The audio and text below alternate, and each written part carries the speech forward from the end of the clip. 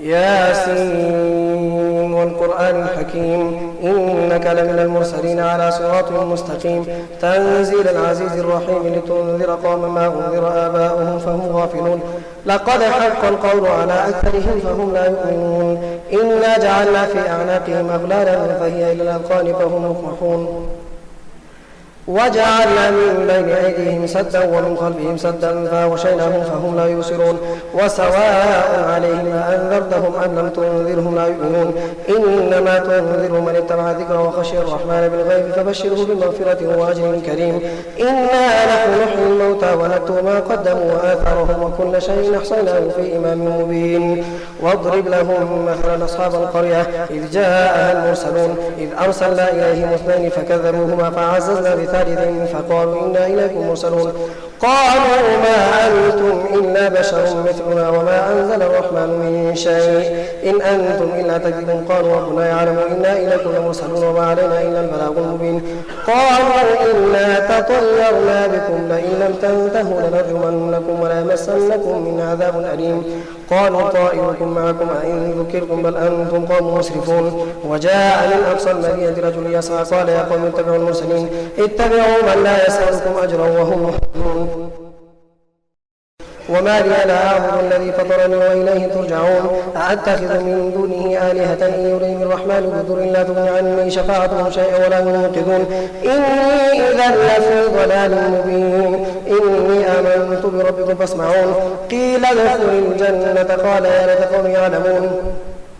بما غفر لي ربي وجعلني من المكرمين وما أنزلنا على قومه من بعده من جند من السماء وما كنا منزلين إن كانت إلا صيحة واحدة فإذا هم خامدون يا حسرة على العباد ما يأتيهم من رسول إلا كانوا به يستهزئون ألم يروا كما أهلكنا قبلهم من القرون أنهم إليهم لا يرجعون وإن كل لما جميع لدينا محضرون وآية لهم الأرض الميتة أحييناها وأخرجنا منها حبا فمنه يأكلون وجعلنا فيها جنات من نخيل وأعناب وفجرنا فيها من العيون ليأكلوا من ثمره وما عملته أيديهم أفلا يشكرون سبحان الذي خلق الأزواج كلها مما تنبت الأرض من أنفسهم ومما لا يعلمون وآية لهم الليل نسلخ منه النهار فإذا هم مظلمون والشمس تجري لمستقر لها ذلك تقدير عزيز عليم والقمر قدرناه منازل حتى عاد كالرجل القديم الشمس ينبغي لها أن تدرك القمر والليل سابق النهار وكل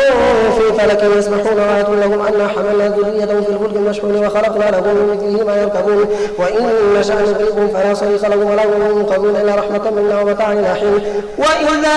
قيل لهم اتقوا ما بين أيديكم وما خلفكم لعلكم ترحمون وما تأتيهم من آية من آيات ربهم إلا كانوا عنها معرضون وإذا قيل لهم أنفقوا مما رزقكم الله قال الذين كفروا للذين آمنوا نطعم من لم يشاء الله طعمه إن أنتم إلا في ضلال مبين ويقولون متى هذا الوعد إن كنتم صادقين ما ينظرون إلا صيحة واحدة تأخذهم وهم يخصمون فلا يستطيعون توصية ولا إلى أهلهم يرجعون وبقوا في السور فإذا هم من الأجداث إلى ربهم ينسلون قالوا يا ويلنا من بعثنا من مرقدنا هذا ما وعد الرحمن وصدق المرسلون إن كانت إلا صيحة واحدة فإذا هم جميع لدينا محضرون فاليوم لا تظلم نفس شيئا ولا تجزون إلا ما كنتم تعملون إن أصحاب الجنة اليوم في شغل فاكهون هم وأزواجهم في ظلال على الأرائك متكئون لهم فيها فاكهة ولهم ما يدعون سلام قولا من رب رحيم وامتازوا اليوم أيها المجرمون ألم أعهد إليكم يا بني آدم لا تعبدوا الشيطان إنه لكم عدو مبين وأن اعبدوني هذا صراط مستقيم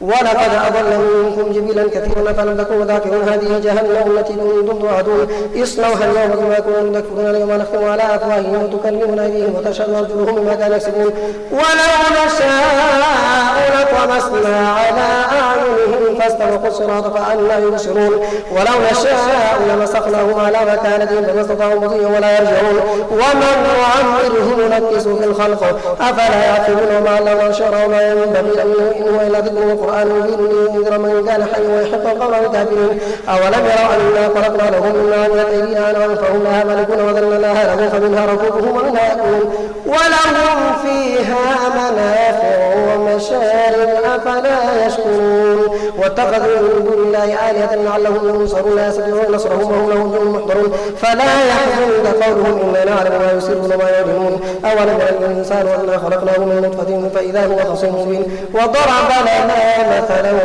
ونسي خلقه قال من يحيي العظام وهي رميم قل يحييها الذي أنشأها أول مرة وهو بذو الخلق العليم الذي جعل لكم من الشجر الأخضر نارا فإذا أنتم توقدون أوليس الذي خلق السماوات والأرض بقادر على أن يخلق مثلهم بلى وهو الخلاق العليم إنما